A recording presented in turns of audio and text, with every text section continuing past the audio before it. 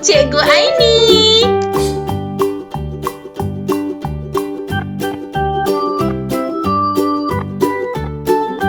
Assalamualaikum dan salam sejahtera.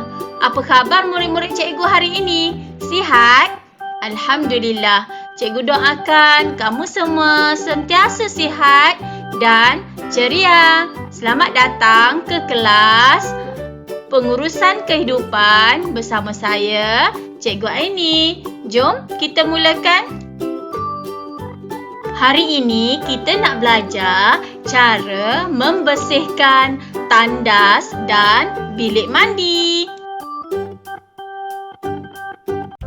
Standard kandungan kita pada hari ini ialah 2.1 penggunaan bilik mandi dan tandas. Standard pembelajaran pula ialah 2.1.3 menunjukkan cara membersih bilik mandi dan tandas. Murid-murid, sebelum kita meneruskan pembelajaran kita pada hari ini, mari kita lihat dahulu apa objektif pembelajaran kita. Pada akhir pembelajaran kita pada hari ini, cikgu harap murid-murid dapat yang pertama, menulis langkah-langkah membersihkan tandas dan bilik mandi.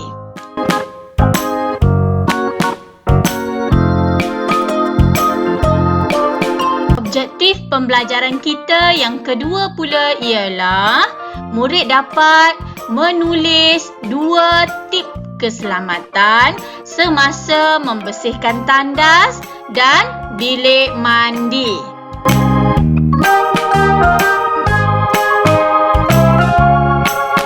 Baiklah murid-murid, jom kita lihat apa tips keselamatan semasa membersihkan tandas dan bilik mandi. Okey, tips keselamatan yang pertama, gunakan sarung tangan. Kalau boleh, gunakan sarung tangan getah. Okey, kenapa kita kena guna sarung tangan? Sarung tangan digunakan untuk menjaga keselamatan tangan kita dan kebersihan tangan kita. Okey, yang kedua, pakai selipar semasa membersihkan tandas dan bilik mandi. Kita perlu pakai selipar supaya kita tidak tergelincir dan tidak licin. Okey, yang ketiga, berhati-hati semasa mencuci lantai. Semasa mencuci lantai, sentiasa berhati-hati kerana lantai dalam keadaan licin sebab ada sabun. Okey, yang keempat, pastikan lantai kering selepas dicuci.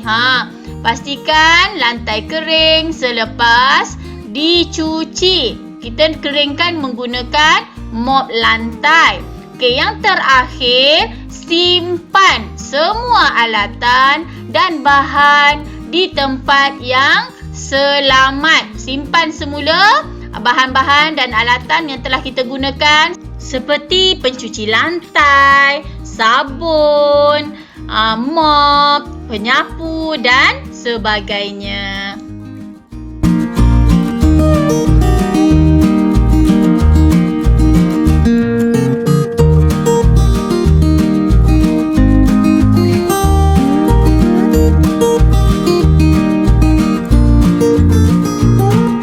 Seterusnya, jom kita lihat langkah-langkah membersihkan tandas dan bilik mandi. Kita lihat satu persatu. Okey, langkah yang pertama, pakai sarung tangan getah dan tuang pencuci tandas ke dalam mangkuk tandas. Pakai sarung tangan getah dan tuang pencuci tandas ke dalam mangkuk tandas. Tengok gambar tu.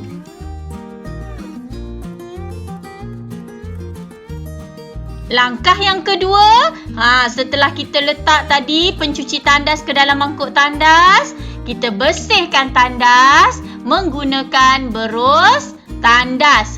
Bersihkan sekeliling mangkuk tandas tu menggunakan berus tandas.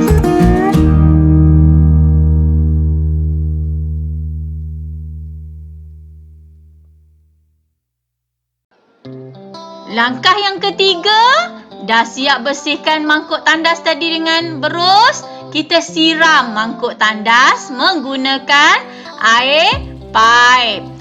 Siram semua kesan-kesan sabun pencuci tadi menggunakan air paip.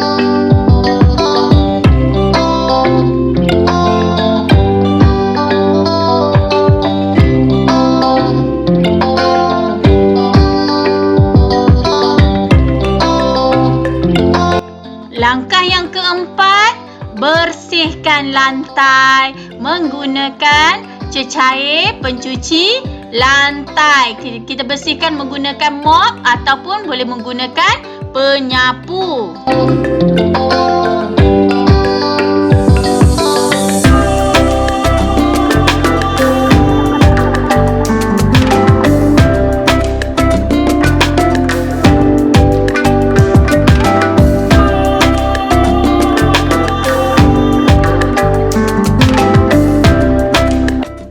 Langkah yang kelima pula ialah bersihkan dinding. Dinding jubin tu bersihkan menggunakan semburan cecair pencuci. Okey, sembur dulu cecair pencuci. Kita sentai dengan span ataupun berut.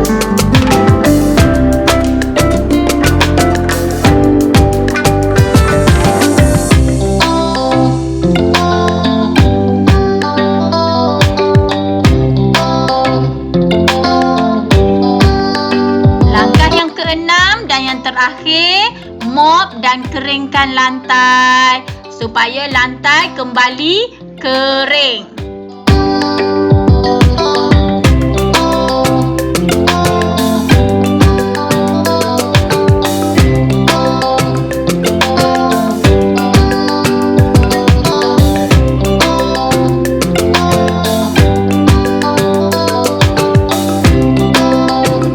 Baiklah murid-murid, setakat ini sahaja pelajaran kita untuk hari ini. Jangan lupa ya, like, komen, share dan subscribe.